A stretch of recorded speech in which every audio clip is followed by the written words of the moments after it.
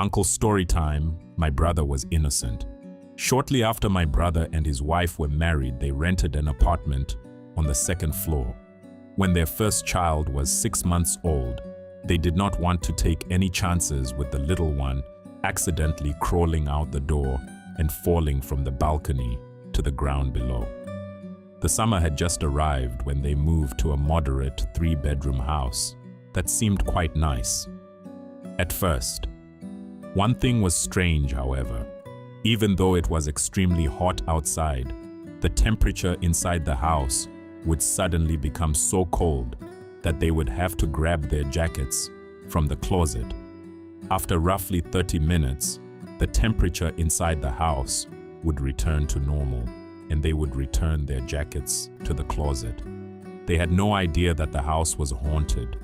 Their one neighbor was not interested in getting to know them and didn't look their way when they greeted.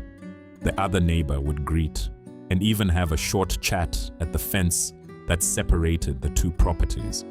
2 houses down lived a French-speaking family. The parents spoke very little English, and their teenage daughter often acted as translator. The daughter was a really lovely young girl who got to know my brother and his wife by chatting to them when they went for a stroll down the road, pushing their baby in her pram.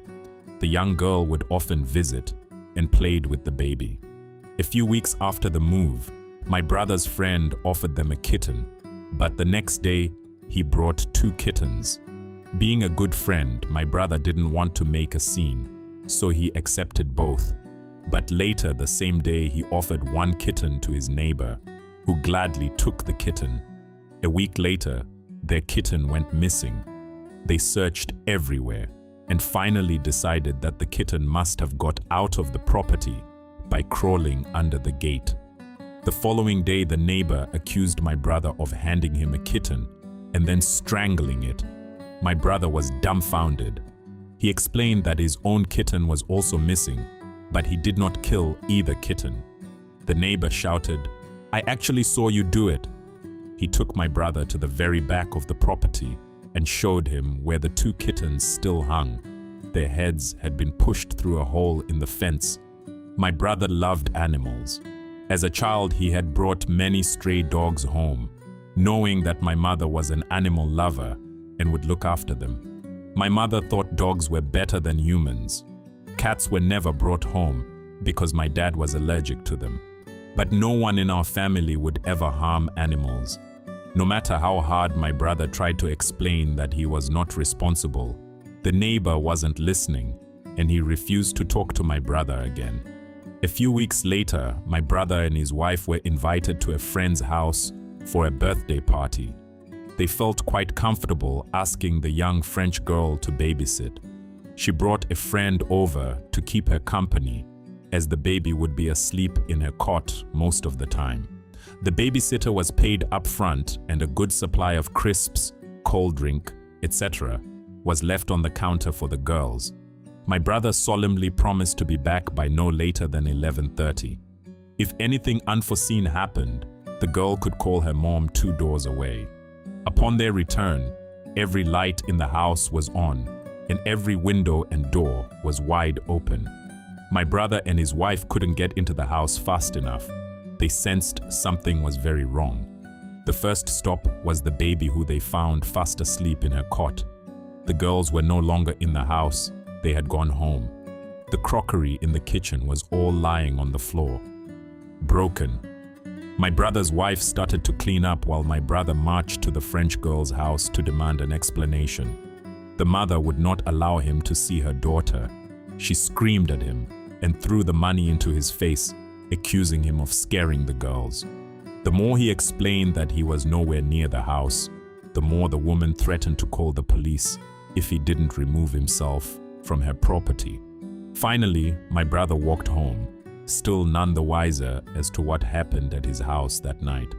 He discussed the behavior of the babysitter with his wife, and they both agreed that this young girl would not break anything and leave their house in a mess with the baby alone in the cot. Something unnatural/paranormal must have happened in their absence. The following week, my brother took his wife to her mom in a nearby town where she and the baby would visit for a few days. On his first day alone, my brother arrived home from work, lit a cigarette, placed the cigarette packet and lighter on the kitchen counter, then ran his bath water. After the bath, he returned to the kitchen counter to fetch another cigarette. But his lighter was gone. Within seconds, the temperature dropped drastically. At that point, he became very scared and finally realized that something was seriously wrong with the house. He hurriedly grabbed some clothes, locked the house, and spent the next few days with us until it was time to fetch his wife.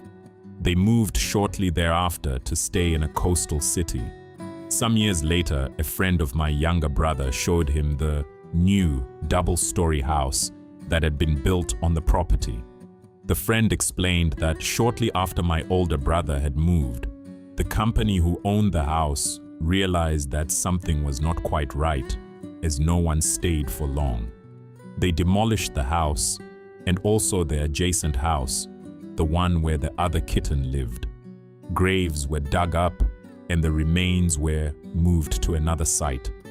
A prayer meeting was held and the two properties were sold as one property at a very cheap price. A buyer came along and built the double-story home where he lived in peace for many years. I always wonder what the neighbor and the French family thought when they realized that the house was actually haunted.